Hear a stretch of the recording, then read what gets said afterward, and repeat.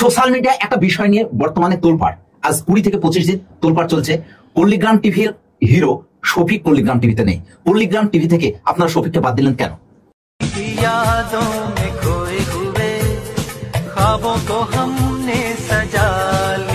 আমার এখানটাতে একটা ছেলে মেয়ে কাজ না, এখানে 130টা ছেলে মেয়ে আমার কাজ।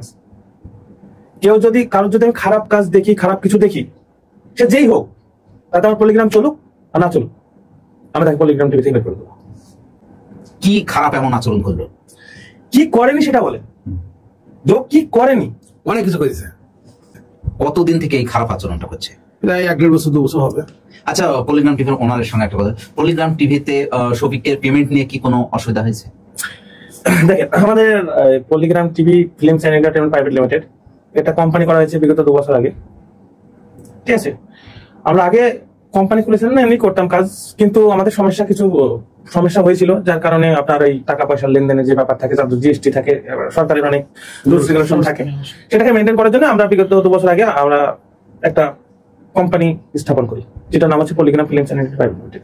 তো আমরা যদি কারোর কিছু খারাপ আচরণ দেখি, মানে আমাদের রুলস রেগুলেশন যেগুলো মেনটেন করতে বলা হয়েছে সেগুলো যদি মেনটেন না করে, তাদের পেমেন্ট হোল্ড করা হয়।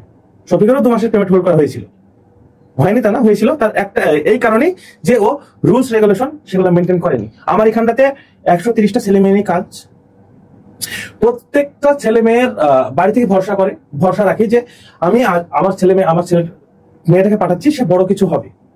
এই তো আজকে সবারই মানে অনেকেরই আছে যাদের অভিনয়ের প্রতি ভালোবাসা, অভিনয়ের প্রতি, এর জন্যই আমাদের এখানটাতে আসি। কিন্তু সব বাপ মা কিন্তু মেয়েদেরকে ছাড়ে না। যাদের প্রতি ভরসা আছে, যে মেয়েটার প্রতি ভরসা আছে যে না আমার মেয়েটা ওখানে কিছু করবে না, সে নিজের পায়ে দাঁড়াবে, ভরসা হয়েছে বলে কিন্তু মেয়েটাকে দিচ্ছে আমাদের এখানটার কাজ করতে। সেই মেয়েটা এসে যদি এখানে কোনো খারাপ আচরণ দেখি, কোনো খারাপ কিছু কারোর সাথে প্রেমালাপন দেখি, কারোর সাথে রিলেশনশিপ করে, তাহলে সেগুলো কাদের দেখা উচিত? আমাদের দেখা উচিত। অবশ্যই অবশ্যই।